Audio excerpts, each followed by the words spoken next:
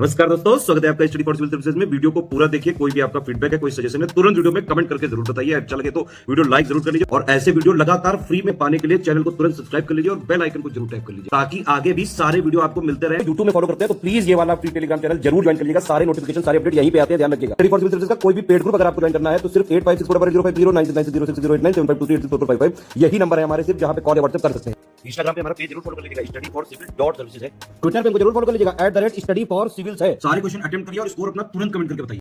नमस्कार दोस्तों, आप सभी का स्वागत है स्टडी फॉर एग्जाम्स में। दोस्तों, यह सामान्य अध्ययन सीरीज का 10वां वीडियो है।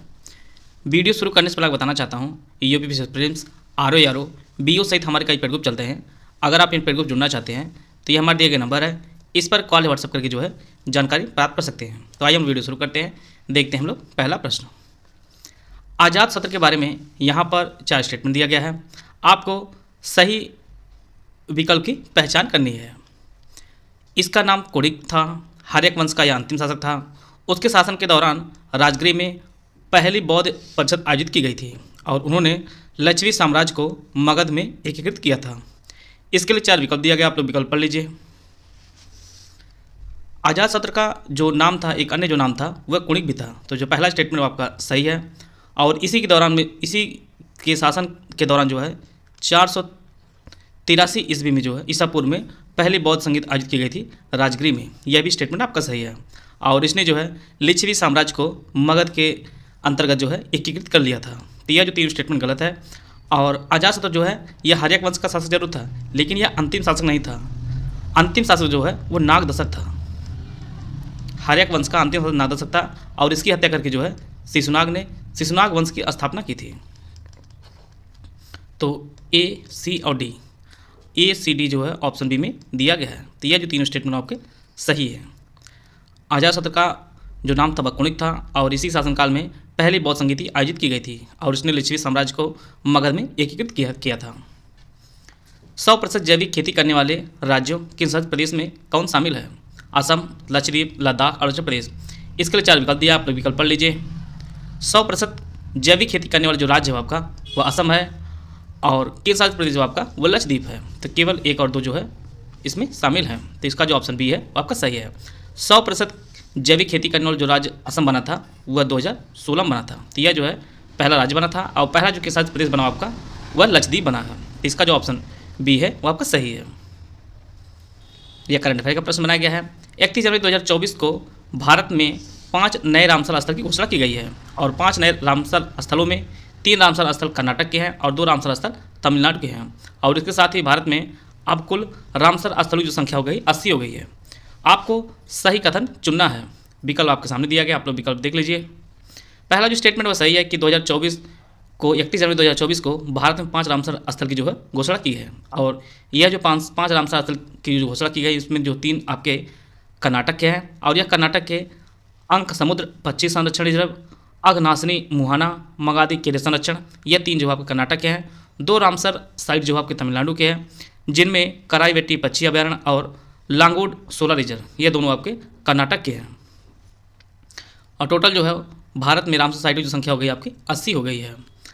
अगर प्रश्न इस प्रकार से पूछता है कि सभी राज्यों को मिलाकर सबसे अधिक रामसर साइट किस राज्य में है तो आपके तमिलनाडु में है। और तमिलनाडु टोटल जो है आपके वर्तमान में जो हो गई संख्या वो आपकी 16 हो गई है और अपने उत्तर प्रदेश जो इसमें दूसरे स्थान पर है और यूपी में टोटल जो है आपकी 10 है। तो इस प्रकार जो है सभी जो स्टेटमेंट आपके सही हैं। अलग से जो फैक्ट बताए जा रहे हैं उनको भी आप लोग नोट करते चलिएगा। यहाँ पे 4 स्मारक समूह है, आपको बताना है कौन सा स्मारक समूह जो आपके चंदेल वंश द्वारा बनाया गया था। सांची में बौद्ध स्मारक, हम्पी में स्मारकों का समूह, महाबलीपुरम में स्मारकों का समूह, खजुराहो स्मारकों का समूह। तो चंदेल वंश के शासकों ने जो है वह चंदेल वंश के शासकों ने जो है वह खजुराहो स्मारकों के समूह को स्थापित कराया था। इसका जो ऑप्शन डी है वो आपका सही है। इनमें जो आपका सभी जहाँ पर सांची का स्तूप है, सांची बौद्ध स्मारक है, हम्पी, महाबलीपुरम और खजुराहो, ये सभी जो है यूनेस्को के हेरिटेज साइट में हैं। यूनेस्को की जो है विश्व धरोहर स्थल में शामिल हैं। खजुराहो ये चंदेल शासकों ने बनाया था, ये आपके एमपी में है।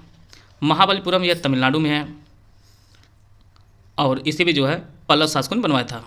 हम्पी आपके कर्नाटक में स्थित है और यह जो है विजयनगर की राजधानी भी रही है पूर्व काल में। और सांची के स्तूप जो आपके मध्य प्रदेश में है, स्थित है। तो चंदेल शासकों द्वारा जो आपके खजुराहो स्मारक समूह का निर्माण करवाया गया था। तो ऑप्शन डी आपका सही आंसर है। विक्टोरिया झील का जीर्णोद्धार के संदर्भ में यहाँ पर 2 स्टेटमेंट दिया गया है।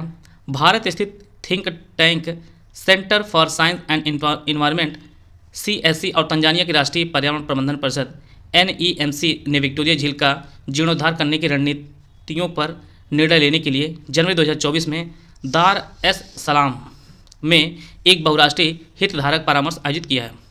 विक्टोरिया झील अफ्रीका की सबसे बड़ी झील और दुनिया की दूसरी सबसे बड़ी मीठे पानी की झील है और इसकी तटरेखा केन्या, युगांडा और तंजानिया द्वारा साझा की जाती है। आप लोग यह प्रश्न देख पा रहे होंगे, परीक्षा में एग्जैक्ट इसी प्रकार के प्रश्न आपको देखने को मिलता है, जहां पर करंट अफेयर के पॉइंट्स मिले रहेंगे और साथ में जो स्टैटिक पोर्शन भी उसमें ऐड किया जाता है। आयोग इसी प्रकार से आपको परीक्षा में प्रश्न पूछेगा। तो दोनों स्टेटमेंट आप जरूर देख रहे हैं।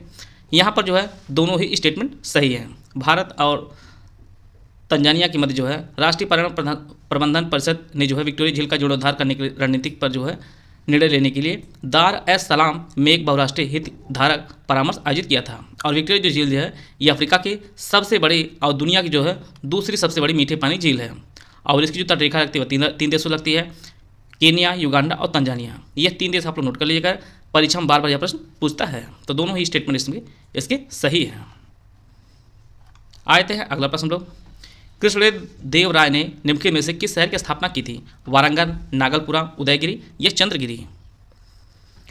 कृष्णदेव राय जो है यह नागलपुरा जो है शहर की स्थापना इन्होंने की थी और यह जो है एक बहुत विद्वान कवि थे और इन्होंने जो है तेलुगु में अमुक्त माल्याद नामक पुस्तक लिखी है। यह कई बार परीक्षाओं में पूछा गया है। अमुक्त माल्याद नामक पुस्तक जो है इन्होंने तेलुगु में लिखी थी और इन्होंने जो है आंध्र भोज, आंध्र पितामह जैसी उपाधियां धारण की थी और यह जो है विजयनगर साम्राज्य के सबसे कीर्तिमान सम्राट थे, कीर्तिमानशाली जो है सम्राट थे और इन्होंने जो है नागलपुरा शहर की स्थापना की थी कृष्णदेव राय ने।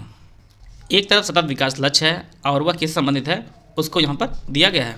उसके संदर्भ में आपको सूची 1 को सूची 2 से सुमिलित कराना है। इसके लिए 4 विकल्प दिया गया, आप लोग विकल्प पढ़ लीजिए। SDG 10, SDG 13, SDG 14, SDG 15। जलवायु परिवर्तन, भूमि पर जीवन, असमानताओं से कमी, जल के नीचे का जीवन। SDG 10 जो है यह असमानताओं से कमी से संबंधित है। SDG 13 जो है यह जलवायु परिवर्तन संबंधित है। SDG 14 जो है यह जल के नीचे का जीवन संबंधित है और SDG 15 जो है यह भूमि पर जीवन संबंधित है। तो इस प्रकार जो है इसका जो ऑप्शन डी दिया गया है यह आपका सही है।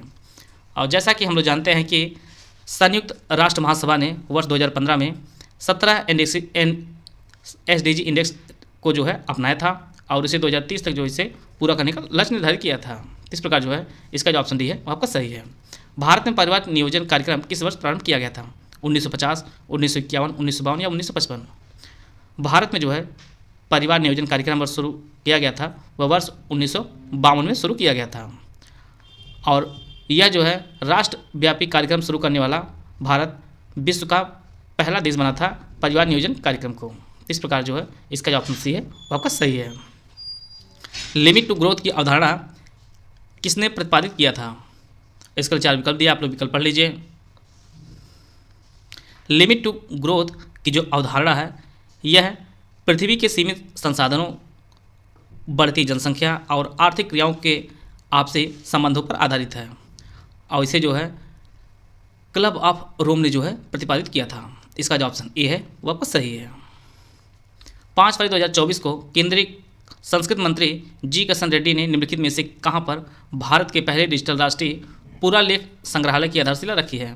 हैदराबाद, प्रयागराज, कोलकाता या महाराष्ट्र? तो यह जो आधारशिला रखी गई है भारत के केंद्रीय संस्कृति मंत्री जी किशन रेड्डी द्वारा, ये आपके हैदराबाद में रखी गई है। तो इसका जो ऑप्शन ए है वो आपका सही है। हाल ही में भारत और जापान तटरक्षक बल ने संयुक्त अभ्यास सहयोग काइजिंग कहाँ आयोजित किया है? मुंबई, चेन्नई, गोवा या विशाखापट्टनम? तो संयुक्त अभ्यास सहयोग काइजिंग जो आयोजित हुआ भारत और जापान तटरक्षक बल द्वारा, तो इसका जो आयोजन किया गया वो आपके चेन्नई में किया गया है। इसका जो ऑप्शन बी है वो आपका सही है और यह जो है 5 दिवसीय अभ्यास कराया गया था और यह 8 फरवरी से शुरू किया गया था और इसमें जो है भारत तरफ से शौर्य, सौनक, सुजय, मत्स्य दृष्टि, ये सभी जहाज जो है इसमें भाग लिए थे, जिसका आयोजन चेन्नई में किया गया है। शक साम्राज्य की शुरुआत किसने और कब की थी? विकल्प आप लोग पढ़ लीजिए।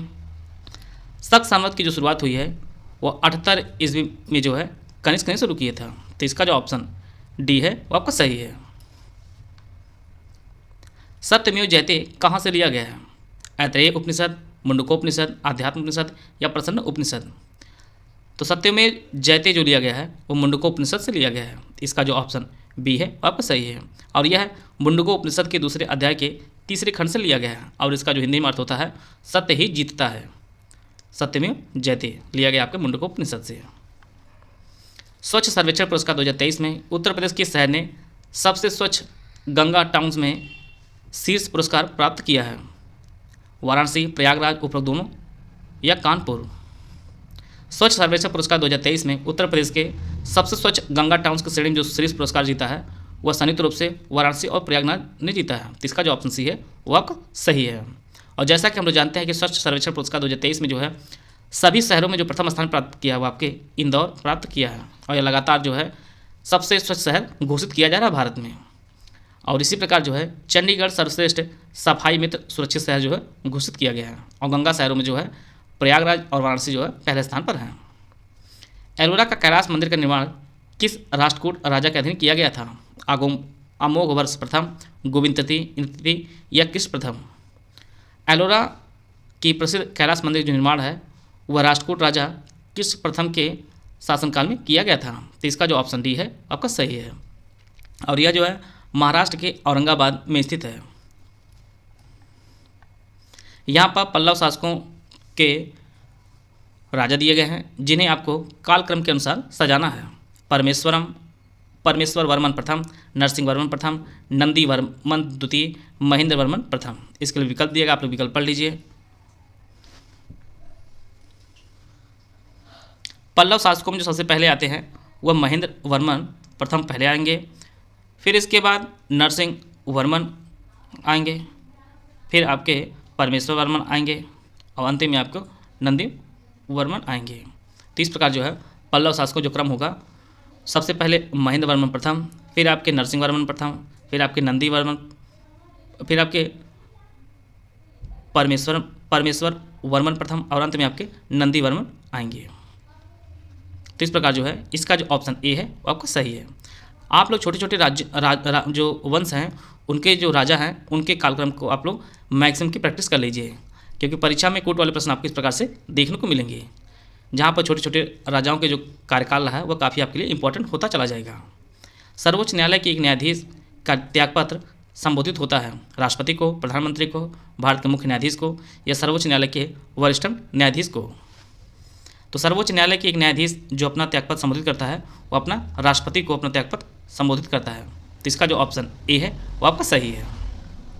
12 जनवरी 2024 को डीआरडीओ ने ओडिशा राज्य के चांदीपुर तट पर नई पीढ़ी की आकाश मिसाइल का सफलतापूर्वक प्रक्षेपण किया है। यह मिसाइल सक्षम है सतह से सतह, सतह से हवा, हवा से हवा या इनमें से कोई नहीं है। आकाश मिसाइल का सफलतापूर्वक प्रक्षेपण जो किया गया है वह ओडिशा के चांदीपुर तट पर किया गया है और इसे जो डीआरडीओ ने इसका प्रक्षेपण किया है 12 जनवरी 2024 को। और यह मिसाइल जो सक्षम है यह सतह से हवा में इसकी यह जो है इसमें सक्षम है। इसका जो ऑप्शन भी है वो आपका सही है। यहाँ पर एक तरफ लेखक दिया, दूसरी तरफ किताबें दी गई है, आपको पहचानना कौन सही सुमिलित नहीं है। कालिदास, कुमार संभव, शूद्रक, मृच्छकटकम, वरामिहिर, बृहद संहिता, विशाखदत्त, कौमुदी महोत्सव।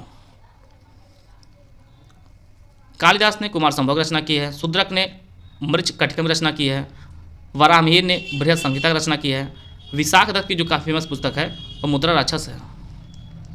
मुद्रा राक्षस की रचना जो है विशाखदत्त ने की थी और कौमुदी महोत्सव की जो रचना है वह विजय भट्टारिका ने की थी।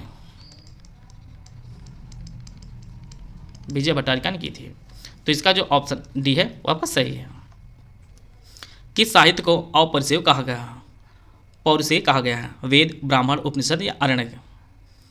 तो वेद को जो है अपौरुषेय कहा गया है और जैसा कि हम लोग जानते हैं वेदों की संख्या 4 है। इनमें आपका ऋग्वेद, सामवेद, यजुर्वेद और अथर्ववेद है और सबसे प्राचीनतम वेद आपका ऋग्वेद है। तो इसका जो ऑप्शन ए है आपका सही है। यहाँ पर आपको पहचानना कौन सही सुमिलित नहीं है। पोटेशियम नाइट्रेट आतिशबाजी, यूरेनियम परमाणु बम, सिल्वर इलेक्ट्रिक बल्ब, जिंक गैल्वेनीकरण।